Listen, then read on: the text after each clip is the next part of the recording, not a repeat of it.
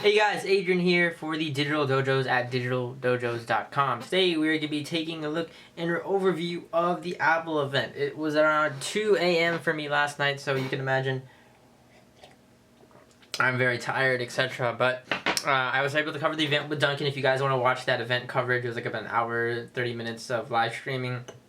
We kind of gave our opinions as it happened, live coverage. If you're into that sort of stuff, do check out the channel for all of that. But I just want to recap everything that came out, give my quick opinions on it, my thoughts, and kind of matching them to my predictions here.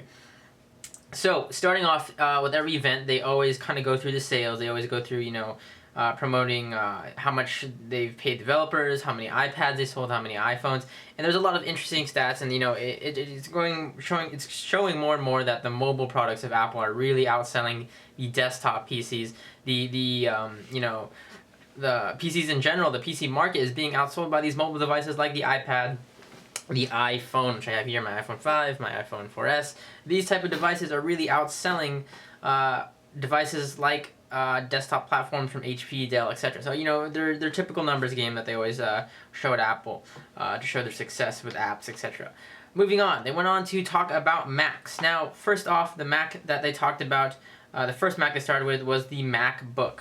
And this is something that, it's their MacBook and their MacBook Pro lineup is one of the top mobile, or, their only laptop platform right now. They don't really offer a MacBook, I should say they don't offer a MacBook lineup anymore, like, the white plastic MacBook.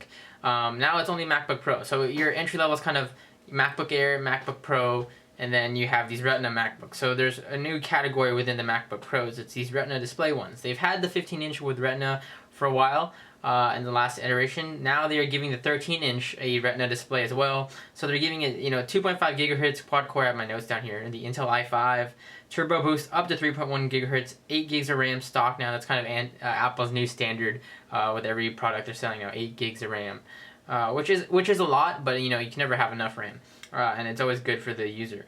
128 gigabytes flash storage. They've made a full move with these MacBooks to flash storage. No more hard disk drives. Maybe they may have an option for it, but the standard, you are getting SSD drives, so you're getting that fast boot, fast shutdown, fast launch. You have that built-in battery which lasts 7 hours, and they're starting at $1,700, going all the way up to $2,000, whether you want the 2.5 gigahertz model or the other model that comes with a 256 gigabyte SSD compared to 128 gigs. So you can pick your poison there, but the 13-inch, which is really awesome, which I really love about this, it's getting a full resolution. It's getting that high resolution on a 13-inch display. This Retina provides you with, let me go in here just to show you, to talk about what they've also implemented stuff like, like the new generations of CPUs, etc., etc. There's some ports. I believe they did the USB 3.0 updates. But just looking at the Retina display, the tech specs themselves, you're getting resolution all the way up to 2560 by 1600 native. And that's really, really awesome on a laptop of this size, either the 13 or the 15-inch. So additionally from there, they also updated the Mac Mini lineup. They talked a lot about how the Mac Mini is their flagship model for desktops right now. It's kind of, or not flagship, but it's kind of their, a lot of people love this Mac Mini because it's it's a baseline Mac that's easy to get started with for a desktop environment. You can buy it, you can use them as servers, and they recognize that. They're offering a server edition. They did updates like USB 3.0, and just a lot of hardware spec upgrades. Nothing major with the Mac Minis, but if you do love the Mac Minis and you want to run a server with them, they do have the opted out version, so you can check all the tech specs here. And last but not least, which personally was my favorite of the release, was the new iMacs. These awesome new iMacs that were released with these 5mm edges. Now there's a little bit deceiving, when they showed it, they kind of focused on how thin it was, but it's not really that thin all the way around. Obviously they need to fit the components, so when the device kind of tapers around, you can see that the back has a slight bulge to it, but still, compared to the old iMac, the iMac I have, it is amazing, and it's an engineering feat by all standards. The new design is really advanced. It's really, the edge of the display is paper thin. They're not calling it a Retina display, but basically they're using all the same kind of hardware engineering tweaks that they would. They're gluing the display to this LCD. The glass and all that, the glass panel. They're doing a lot of cool stuff to make it that much more thinner, cut down on components. Obviously, they even offered a new thing called Fusion Drive, which essentially is an SSD with an HDD put together in one logical drive, while the SSD acts as a cache and the hard drive acts as a place to store your storage or store tons of files. But what it does is OS 10 now will be built in to say if you're using this application a ton, like if you're using a certain application a lot, it's going to move that over to the SSD on its own to optimize it for performance, which is really awesome for those common consumers. They're going to get that awesome SSD performance while still having that storage. And just in general, for our power users, for it to do this automatically is a really huge plus. So definitely, I'm really looking towards, they kept the prices the same with the iMac, which I really like too, so the 21-inch and the 27-inch, really, really awesome updates to the iMac. Now, moving on to the mobile thing, the big news that was touted as the iPad mini event. What was unexpected, again, just like the iMac, is they upgraded and they released an iPad 4th gen. This threw a lot of people off. This is including the new A6X processor, which is touted twice as fast as the iPad 3rd generation, along with graphics performance twice as fast. Faster Wi-Fi. They did some Wi-Fi standard updates. They're going to have Verizon. I think it's Verizon, Sprint, AT&T, LTE. That's been a thing. I think they just added Verizon. It's either Verizon or Sprint they added. So this is the 4th gen. Not really a tons of I think the only hardware change really is they have updated that new Lightning port that is in the iPhone 5, and they're kind of switching everything to the standard now, so you can charge all your devices on this Lightning connector. But that was not it. After that, they went on to show its brother, the companion to the iPad mini. And I really like how Apple summed it up in saying that it is every inch an iPad. What they really focused on with this 7.9-inch display that runs at a resolution of 1024 by 768, which is the exact same resolution you'll get on an iPad, is the app experience. You're not getting mobile apps scaled up. You're getting the exact apps the way you would view them on an iPad. Now, some people are saying, why would I want, if I'm going to get the same experience and not anything different, what's the issue, what's the incentive for me to buy it? Well, this question daunted me too until I recently bought my Nexus 7 a couple weeks ago. This form factor, I know it's ridiculous, how they kept on emphasizing you can hold it with one hand, but it really is that experience. People pay premium for devices like these where you can carry them around, put them in your pocket, take it on the go.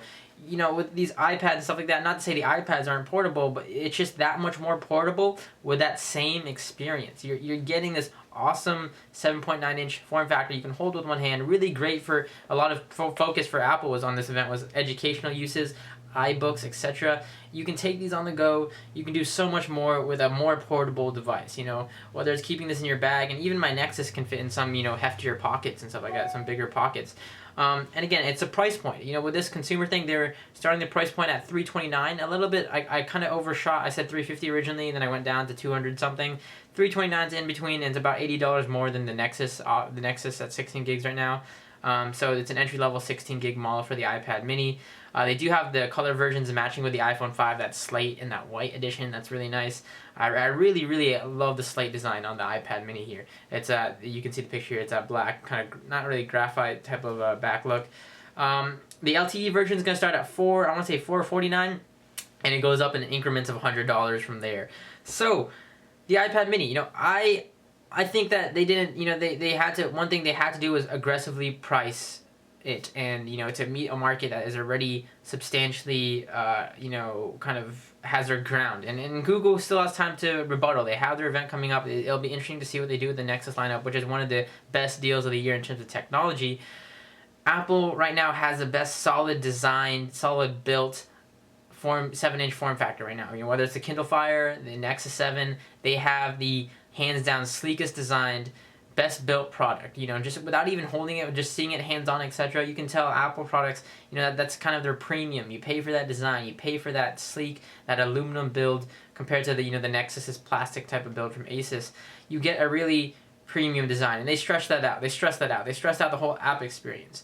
Well, all of this stuff is great. It's still not competitively, it's not, I think if they shot down lower pricing, if it was possible, they could have really took this market by storm, but I still think in their ads and the way they pitched it was really a brilliant, slogan, kind of every inch of an iPad. I thought their TV advert for this iPad mini was very, very simple. There's no words. It's just that the playing of that song, Heart and Soul, on the piano, and the iPad mini kind of comes in.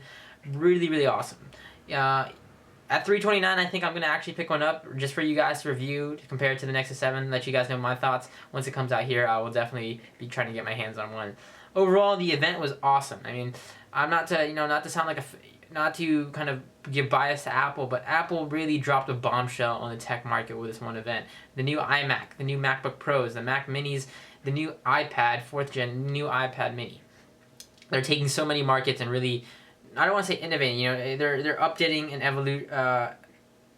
in a kind of evolutionary step with their products. It really is an awesome step to see what they did at this event and release so much great technology, and it's only going to get better. Their numbers are only going to increase, and either way, whether or not people are buying the iPad or the iPad Mini, Apple is still selling iPads in the bottom line.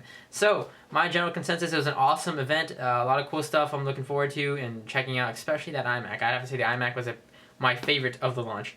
Anyways, guys, love to hear what you guys thought. What was your favorite thing? What do you guys think they should have done? What do what were your gripes about the event and releases, etc.? Leave them all in the comments below, and I will catch you all in the next video. Thanks for watching.